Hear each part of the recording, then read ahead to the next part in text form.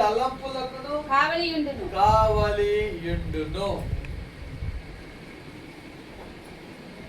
God's peace, God your heart.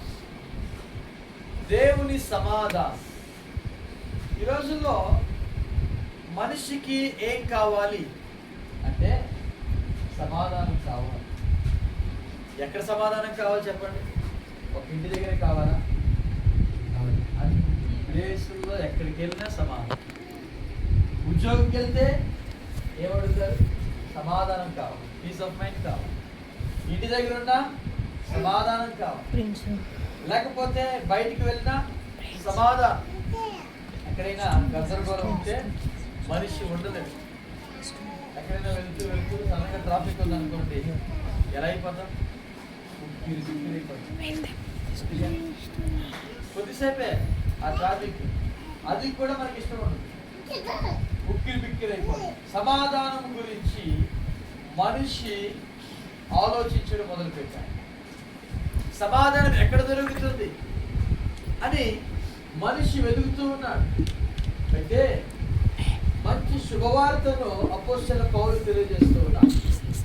అప్పుడు సమస్త జ్ఞానమునకు మించిన దేవుని సమాధానము, మన దేవుని యొక్క సమాధానము సమస్త జ్ఞానమునకు మించిన సమాధానం. అంటే జ్ఞానం గొప్పదా సమాధానం గొప్పదా అంటే ఏం గొప్ప చెప్పండి? జ్ఞానం గొప్పదంట కాదు, దేవుడు అంటాడు సమాధానం గొప్పది. ఎంత జ్ఞానవంతుడైనా ఇప్పుడు బాగా డ్యూటీ చేసి ఐఏఎస్ చేస్తున్నాడు.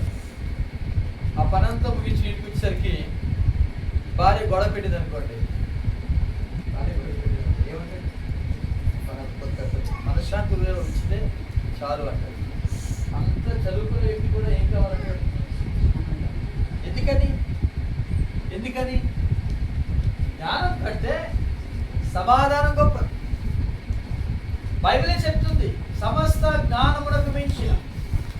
సమస్త జ్ఞానం అంటే అది ఏ జ్ఞానమైనా తీసుకోండి. మీరు నాకు బాగా దైవ జ్ఞానం ఉంది అంటే దాన్ని బట్టి అతిశయించడం కాదు, అది కాదు కావాల్సింది దేవుని యొక్క సమాధానం.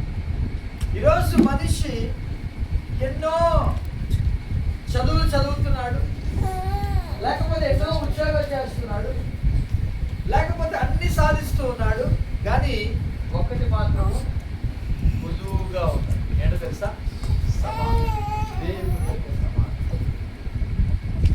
దేవుని సమాధానం ఎలాంటిదో తెలుసా? దేవుని సమాధానం ఎలాంటిదో తెలుసా? అందరికీ తెలుసు. ఏదేని తోటలో ఏదేని తోటలో మనిషి పడిపోయినప్పుడు